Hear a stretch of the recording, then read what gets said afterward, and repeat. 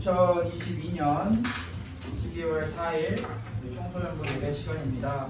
우리 함께 사도신경으로 우리의 신앙을 고백하면서 하나님 앞에 함께 예배하도록 하겠습니다. 사도신경 하겠습니다.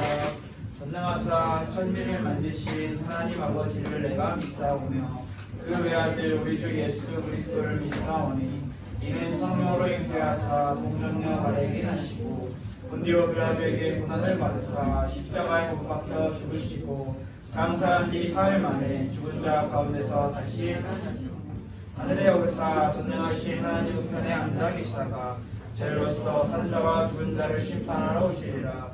성령을 믿사오며 거룩한 공예와 성도가 서로 교통하는 것과 죄를 사하여 주시는 것과 몸이 다시 사는 것과 영원히 사는 것을 믿사옵나이다. 아멘.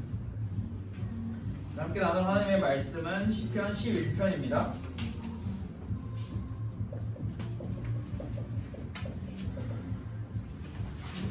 시편 11편 1절에서 7절 말씀 함께 찾아봅시다.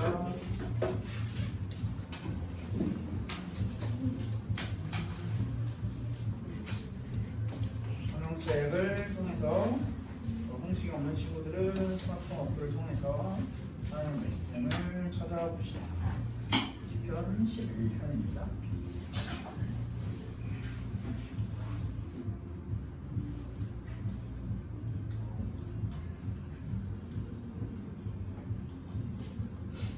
자, 찾았으면 한번 읽어볼까요? 한 목소리로 한번 읽어봅시다. 1절부터 7절까지 합독하겠습니다. 시작! 내가 여호와께 피하였거늘 너희가 내 영혼에게 새같이 내 산으로 도망하라 함은 어찌함인가. 악인이 활을 당기고 화살을 시위에 먹이며 마음이 바른 자를 어두운 데서 쏘려 하는도다. 터가 무너지면 의인이 무엇을 하랴. 여호와께서는 그의 성전에 계시고 여호와의 보좌는 하늘에 있으며 그의 눈이 인생을 통촉하시고 그의 안목이 그들을 감찰하시도다. 여호와는 의인을 감찰하시고 악인과 폭력을 좋아하는 자를 마음에 미워하시도다. 악인에게 그물을 던지시니 불과 유황과 태우는 바람이 그들의 잔에 소득이 되리로다. 여호와는 의로우사 의로운 일을 좋아하시나니 정직한 자는 그의 얼굴을 배우리이다. 아멘. 우리가 오늘 함께 읽은 시편 11편 말씀은 딱 봐도 1절, 2절, 3절만 봐도 이 시가 어떤 성격의 시다라는 것을 우리는 알 수 있을 것 같아요. 악인이 나오고요. 어두운 데서 누군가를 공격하려 하고 무너진다라고 도망한다라는 이런 표현들이 나오는 것을 봐서 이 시인 다윗이 힘들고 어려운 상황에 처해 있구나라는 것을 우리는 생각할 수가 있는데요. 많은 학자들은 시편 11편의 배경 상황을 두 가지 중에 하나로 이야기를 하거든요. 근데 이제 하나는 사울 왕에게 쫓길 때를 이야기하고요. 또 하나는 아들인 압살롬에게 쫓길 때를 이야기를 하고 있습니다. 둘 다 쫓는 인물만 다르지 다윗은 목숨의 위협을 받고 극한의 위기를 느끼고 있는 그런 상황이죠. 엄청나게 고뇌하고 고민하고 있는 상황인 것 같습니다. 그런데 여기서 끝나지 않습니다. 다윗은 사울왕이 쫓아오고 압살롬이 쫓아오고 누가 쫓아오든지 간에 다윗이라고 하는 인물은 자기가 믿음의 선택을 했습니다. 그게 바로 믿음의 선택이 1절에서 표현하고 있는 여호와께 피하였다라는 표현인데요. 다윗은 나의 도움 되시고 나의 피난처 되시는 여호와 하나님께 피했습니다. 거기서 끝나면 좋은데 주변에 있는 사람들이 등장합니다. 주변 인물. 이 주변 인물들은 다윗과 함께 압살롬이든 사울왕이든 누군지는 모르겠지만 이들이 공격하는 것을 같이 피해 도망다니고 있는 인물들로 추정을 할 수가 있는데요. 이 주변 사람들이 다윗을 향해서 이야기를 하는 겁니다. 다윗, 너가 여호와 하나님께 지금 피했다고 이야기를 하고 여호와 하나님을 의지한다라고 이야기를 하는데 아니야, 도망쳐야 돼. 지금 뒤도 돌아보지 않고 도망가야 돼 라고 충고를 하고 있습니다. 죽으면 무슨 소용이야. 죽으면 다 끝나버려.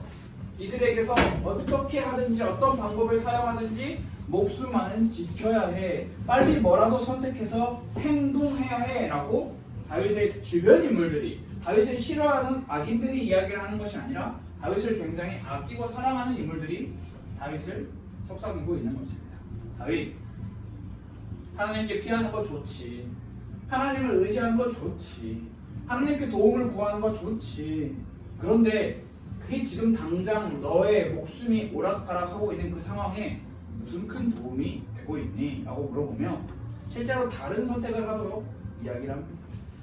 악인들로 인해서 세상의 도덕적 질서가 완전히 무너져 버린 상황에서 주변에서 함께 하나님을 믿고 섬기고 의지하고 있다고 생각했던 그런 인물들조차, 그런 사람들조차 이들에게 도망다니는 이런 핍박과 고난과 어려움을 인내하고 견디는 것을 선택하는 것이 아니라 인간적인 피난처를 찾는 것입니다. 다시 말하면 세상의 기준으로서 이야기를 해보면 사울왕과 압살롬은 힘이라고 하는 권력을 가지고 있죠. 이 힘이라는 권력으로 다윗을 압박합니다. 마찬가지예요. 우리가 살아가고 있는 이 세상도 힘이라고 하는 이 절대 논리에 의해서 우리, 더 나아가 교회, 더 조금 하면 나라고 하는 이 존재를 압박합니다. 눌러요. 마구마구 짓누릅니다. 그때 욕합니다. 하나님 말고 얘네가 힘으로 오니까 우리도 힘으로 가자. 자, 여기서 우리는 정말 많은 생각을 해봐야 합니다. 예수 믿는다고 하는 사람들이, 그리스도인이라고 하는 사람들이, 하나님의 백성으로 살아가고 있는 사람들이 세상과 똑같은 방법으로 우리의 피난처와 우리의 안식처를 찾고 똑같이 그렇게 사는 게 정말 맞을 것인가? 라는 질문을 우리는 해볼 수 있겠죠. 앞으로 여러분들이 살아갈 삶입니다. 그런 상황에서 다윗이라고 하는 인물은 어떤 선택을 결정적으로 내리는지 사실 이미 결론은 나와 있습니다. 다윗은 여호와 하나님께 피했다라는 것에 있어서 자기의 선택을 번복하지 않습니다. 난 이미 여호와 하나님께 피해 있는데 왜 너네 이렇게 나한테 다른 걸 선택하라고 하느냐라고 이야기를 하고 있을 뿐이죠. 다윗은 여호와 하나님께 피했습니다. 자, 여호와 하나님께 피했다라는 이 말은 근거가 분명합니다. 왜? 어떤 근거? 우리가 계속해서 시편을 통해서 말씀을 나누고 있는 것처럼 다윗은 이 여호와 하나님을 알았습니다. 알았기 때문에 피할 수 있는 거죠. 그냥 맹목적으로 여호와 하나님 나 살려주세요, 나 도와주세요 라고 이야기한 게 아니에요. 다윗은 정확히 하나님이 어떤 분이신지 알았어요. 오늘 찬양에서 함께 고백한 것처럼 하나님은 나를 지키시는 자, 나의 우편과 나의 환난과 나의 모든 것 하나님께서 보호하신다는 것을 정확히 알았다는 거죠. 여러분 이제 다른 거는 몰라도 이 알았다라는 게 정보적인 알미 아니라 물론 맞죠. 정보적인 알미도 필요해요. 그러나 이것보다 더 큰 게 경험적인 알미 동반되어야 된다는 것을 여러분들이 꼭 기억을 했으면 좋겠어요. 다윗이 신뢰하는 하나님, 다윗이 피한 그 하나님, 다윗은 그 하나님이 어떤 분이신지 알고 있었습니다. 그 하나님에 대해서 4절부터 기록을 하고 있는데요. 우리 함께 살펴봅시다. 첫 번째, 다윗이 신뢰하고 다윗이 알고 있었던 그 하나님은 어떤 하나님이냐? 성전에 계시는 하나님. 자, 성전에 계신다라는 것을 우리는 어떤 장소적인 개념으로 생각할 수가 있고 또 공간적인 개념으로도 생각할 수가 있는데 이 성전은 구약시대 때 성전에 계시는 하나님은 성전은 말 그대로 여호와 하나님의 실제, 좀 더 어려운 말을 표현하면 임재, 조금 더 어려운 말을 표현하면 현존하시는, 이것을 상징하는 거였습니다. 구약에서는 성소, 성막, 성전 이렇게 흘러가고요. 그게 이제 신약으로 와서는 이 성전이 헤롯 성전이 예수님의 존재를 상징하는 것이 아니라 실제로 이 땅에 인간의 몸을 입고 오신 하나님이시죠. 성전에 계신 하나님은 이런 표현입니다. 주변의 인물들이 다 사라지면 어떡하냐고, 다 망해버리면 어떡하냐고 이야기하고 있는 상황 속에서 다윗은 이야기합니다. 하나님은 성전에 계셔. 이 말은 무엇이냐? 하나님이 무슨 길, 무슨 로, 몇 층, 어디 가면 계신다 이 말이 아니라 하나님이 지금도 존재하고 살아계시고 임재하고 실제하고 계신다. 그것을 나와 함께 계신다라고 하는 그 믿음을 고백하고 있는 것입니다. 그리고 더 나아가서 여호와의 보좌 이야기를 하고 있잖아요. 보좌. 이 보좌는 하늘에 있다라고 이야기를 하고 있는데요. 이 보좌가 하늘에 있다는 말 또한 어떻게 우리가 해석을 하고 받아들이면 되냐면 하나님께서 모든 세상을 통치하고 계시는 통치자시다라는 걸로 받아들이면 될 것 같습니다. 정리하면 이렇습니다. 지금 나와 함께 하시고 모든 세상을 통치하시는 하나님, 그 하나님이 어떤 분이시냐?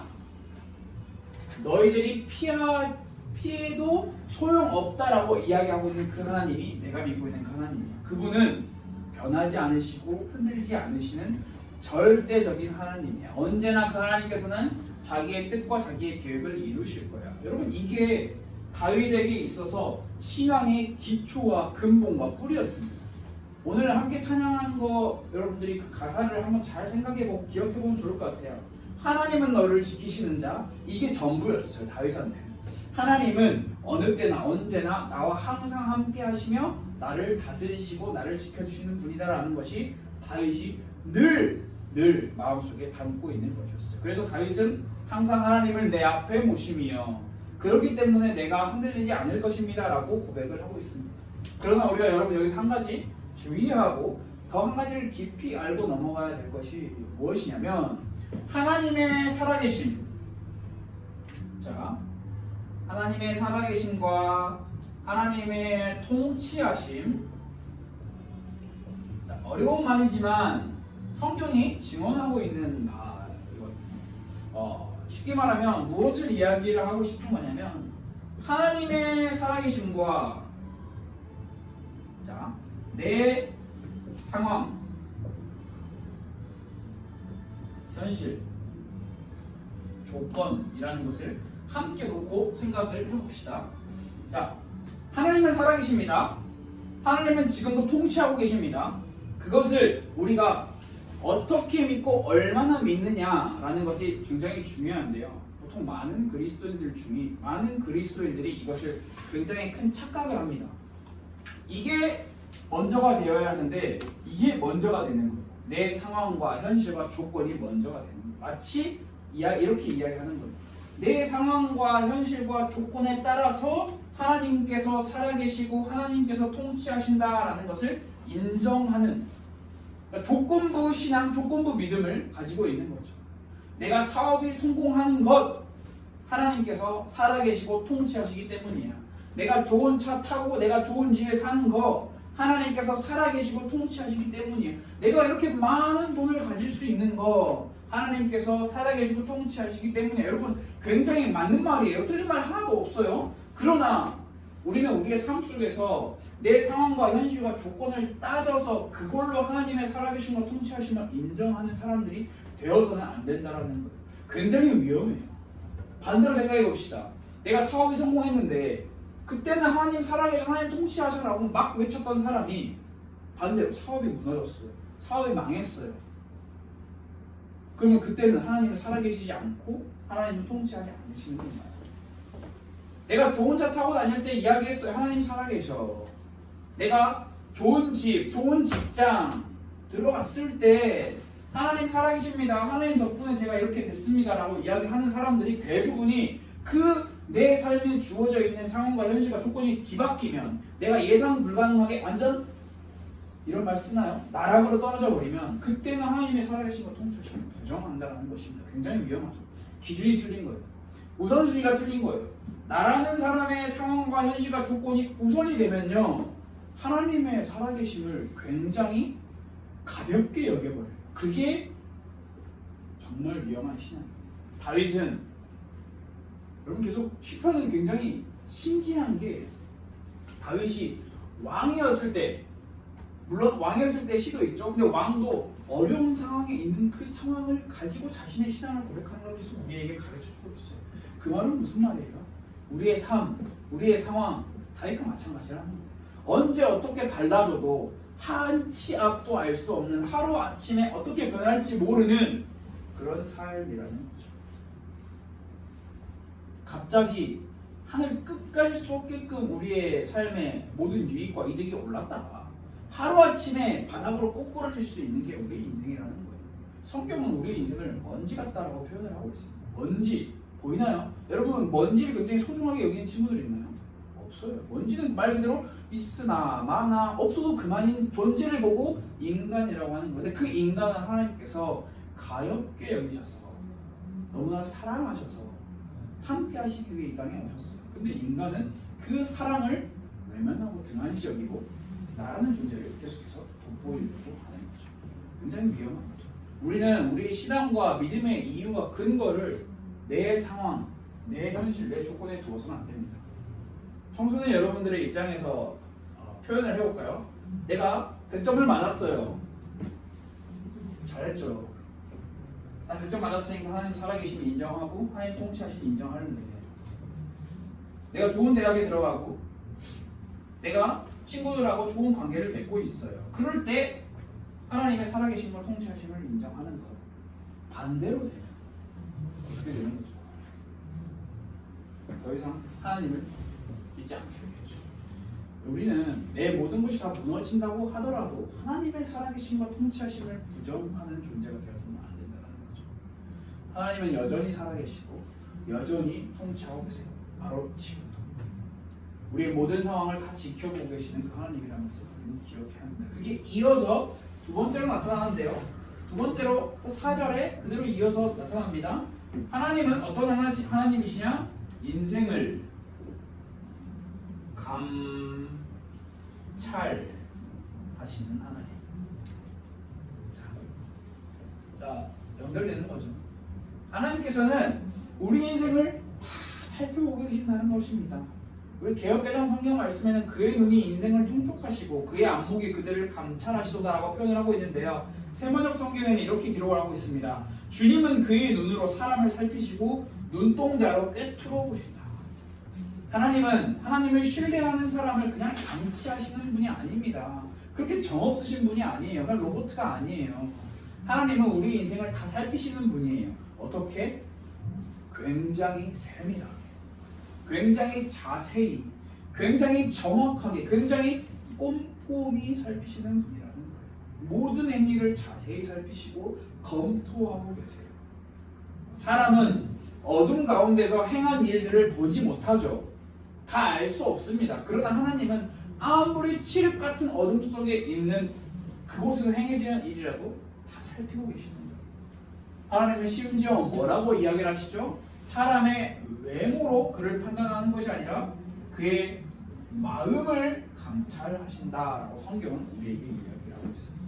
우리는 이거는 너무 무서워, 너무 두려워, 하나님이 내 마음을 다 아신대 라고 겁먹고 나 그럼 하나님과 같이 친해지지 못하겠어 라고 하면 이제 그거는 이제 하나님의 실존을 믿지 않는 그렇게 사는 삶으로 살아가는 거고요. 올바른 그리스도는, 올바른 하나님의 백성들은 내 마음을 가꾸기 위해서 하나님의 은혜를 간절히 구하는 거죠.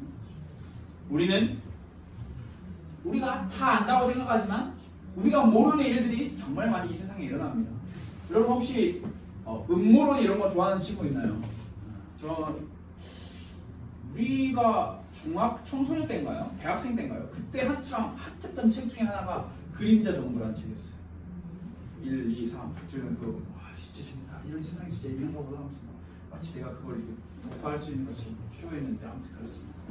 이 세상에 수많은 음모론, 보이지 않지만 존재한다고 하는 그림자 정부와 다 알지 못하는 세상의 통치권자들의 그 계획들, 엄청나게 발달한 도청 기술과 감시 기술로도 인간은 절대 뚫고 들어가지 못하는 그 깊고 어둑한 곳에서 행해지는 모든 사소한 계획들과 굉장히 반성경적인 수많은 일들, 우리는 모르죠. 우리는 알 수 없습니다. 그러나 성경은 분명하게 이야기하고 있습니다. 하나님은 모든 인생을 감찰하고 계신다. 감찰을 쉽게 표현하면 보고 계신다, 살피고 계신다라는 것을 신뢰하는 거죠. 다윗은 그걸 신뢰합니다. 하나님이 나를 다 지켜보고 계셔. 내가 지금 하나님께 피했다라는 걸 다 지켜보고 계셔. 비록 지금 내 상황이 당장 달라지고 바뀌는 건 아니지만 내 마음은 여전히 하나님을 신뢰해. 이거를 너네는 알아주지 못해도 상관없어. 하나님은 내 마음을 다 지켜보고 계셔. 이것을 이야기하는 겁니다. 세 번째로 다윗이 알고 경험했던 하나님은 시험하시고 심판하시는 하나님이십니다. 자, 5절 6절에 기록을 하고 있죠. 여호와는 의인을 감찰하시고 악인과 폭력을 좋아하는 자를 마음에 미워하시도다. 하나님은 악인과 폭력을 좋아하는 자를 미워하신다라고 합니다. 여기서 악인과 폭력은 여러분 단순히 폭력, 사람을 때린다, 발로 찬다, 위협을 가한다, 살인한다, 살해한다 이런 것도 포함되지만 그건 진짜 작은 논리예요. 하나님께서 이 말씀하시는 폭력은요, 앞서 이야기했던 세상이 추구하는 힘의 논리입니다. 힘의 논리. 힘의 논리를 좋아하는 자들을 하나님께서는 미워하십니다. 그들에게 어떤 심판의 결과가 있냐? 불과 유황과 태우는 바람이 있을 것이다 라고 이야기를 하고 있습니다.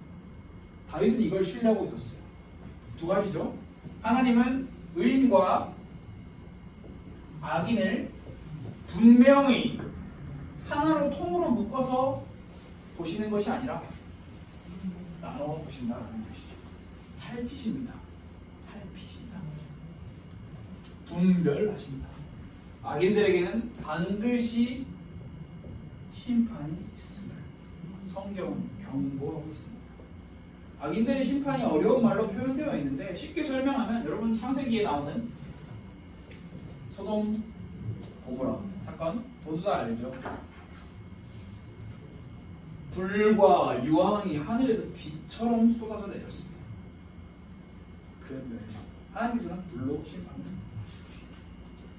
여러분 자 다윗의 인생을 보면 우리는 느낄 수 있는 게 정확하게 한 가지가 있는 게 무엇이냐면 우리 또한 마찬가지로 우리 인생 또한 마찬가지로 계속 좋은 일만 있을 수 없다는 것이에요.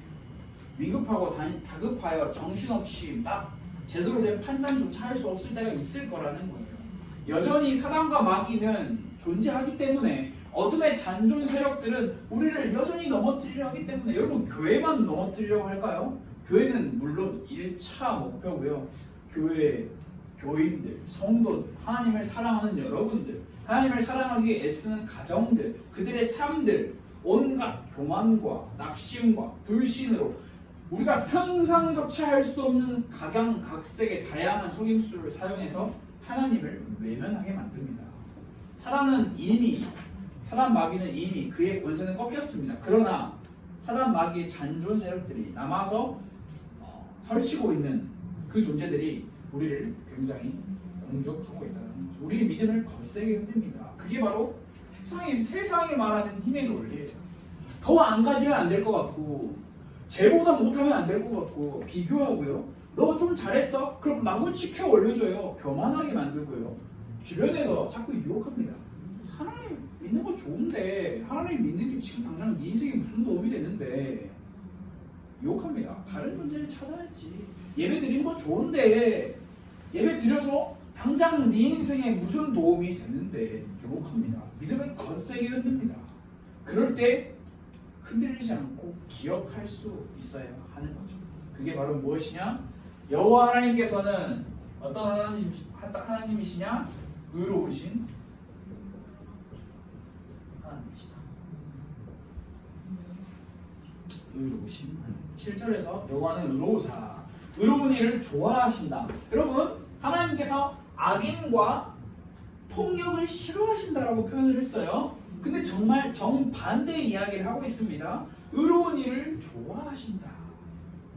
굉장히 쉽죠 성경이. 근데 우리는 살기가 어려울 뿐이죠. 하나님은 명확하십니다. 죄를 싫어하시고 의를 좋아하신다. 하나님은 세상과 믿음 사이에서 갈팡질팡하며 흔들리고 또 흔들리는 그리스도인을 원하시는 것이 아니라 세상에서 정직하게 믿음과 삶으로 살아내는 그리스도인들을 원하시고 계십니다. 이 사실을 우리가 늘 기억해야 하는 거죠. 수많은 악인들, 내 목숨을 노리는 수많은 사람들이 있지만 나를 유혹하고 나를 힘들게 하고 나를 어지럽게 하는 사람들이 있지만 나는 그들을 따라가지 않겠습니다. 나는 그들을 쫓아가지 않겠습니다. 나는 여전히 존재하시고 지금도 살아서 이 모든 것을 감찰하시며 시험 심판하시는 그 의로우신 하나님께 살겠습니다. 이 이야기를 오늘 다윗은 우리에게 주고 있는 거예요. 우리의 삶 속에서 그만두고 싶고 포기하고 싶을 때 정말 많을 거예요, 여러분. 때려치고 싶을 때 많을 거예요. 근데 그때가 기회예요. 무슨 기회냐? 하나님께서 우리에게 손을 내밀어 주시는 기회라는 것을 우리가 기억해요. 하나님 앞으로 나아가 하나님의 도우심을 구할 수 있는 그 상황과 현실과 조건을 하나님께서 만들어 주시는 거예요. 세상의 수많은 방법과 방향들로만 우리는 항상 우리의 마음이 피하죠. 어떻게 하면 더 많이 가질까? 어떻게 하면 더 많이 누릴까? 어떻게 하면 더 많이. 그러나 하나님께서는 우리에게 원하시는 것은 사실 별게 아니에요. 우리의 발걸음, 세상을 향하고 있는 우리의 발걸음을 돌려 하나님 앞으로 나아갈 수 있게 하나님 그거를 원하고 계시는 거예요. 그게 바로 예배예요. 그리고 무엇보다 기도라고 하는 이 자리입니다. 이것은 단순히 어떤 행동, 방법, 필승, 요법 이런 게 아니에요. 우리의 삶에서 하나님을 만나야 된다는 것이죠. 그 자리. 이것은 다분히 인격적입니다. 하나님을 인격적으로 만나고 하나님과 인격적으로 관계를 맺어야 하는 것이죠. 겉으로만 알고 있는 것으로만 끝나면 하나님께 피할 수 없습니다. 어쩌면 셀 수도 없이 들어서 알고 있는 내용일 거예요. 하나님께서 살아계신다. 하나님께서 통치하신다. 하나님께서 우리를 살피신다. 그러나 여러분 아무리 많이 들었다, 많이 알고 있다라는 말로만 그 사람이 정말 믿음이 좋냐, 그 사람은 정말 의로우신 하나님을 섬기는 의인이 맞냐라는 것을 이야기했을 때는 모른다는 것입니다. 아무리 많이 들었다 해도요, 시험할 때 그때 인격적으로 하나님을 만남이 없는, 경험적인 알미 없는 그런 사람들은 모두 다 다른 길을 선택합니다. 악인이 말하는 힘의 길, 주변에서 유혹하는 현실적이고 당장 눈앞에 놓여있는 걸 해결할 수 있는 길. 그러나 정말 믿음으로 하나님의 살아계심을 믿는 그들은 반대로 행동하는 거죠. 기도하고 하나님 앞에 엎드리는 거죠. 하나님 도와주세요. 하나님께 피하겠습니다. 우리는 계속해서 다윗 이야기를 듣고 있는데요. 골리앗, 다윗, 돌멩이, 이겼다, 왕이다, 멋있다, 끝! 이게 아니에요. 여러분 다윗 지금까지 1절부터 11절까지 쭉 흘러오면서 다윗의 이야기가 거의 한 9개, 10개였잖아요. 여러분 이 중에서 다윗이 멋있었다라고 멋있는 상황, 현실 조건이 있었나요? 다 하나도 없었어요. 다윗의 고통, 고뇌, 어려움, 힘듦, 아픔을 계속해서 우리는 나누고 있어요. 근데 그 속에서 다윗이 무엇을 선택하냐, 다윗은 무슨 길을 걸어가기 위해서 애쓰냐라는 것을 주목해야 하는 거죠. 우와 다윗 멋있다 해서 끝나면 안 돼요. 멋있는 다윗의 이야기를 보여주기 위해서 시편을 남기는 게 아니에요. 우리의 일상에서. 여러분 다시 처음으로 돌아가는 거죠. 우리 일상에서 매일매일 우리의 삶에서 고민하라는 거죠. 무엇을 고민하는 것이냐? 나는 어떻게 아름다운 싸움을 싸워 나갈 것인가? 이 아름다운 싸움을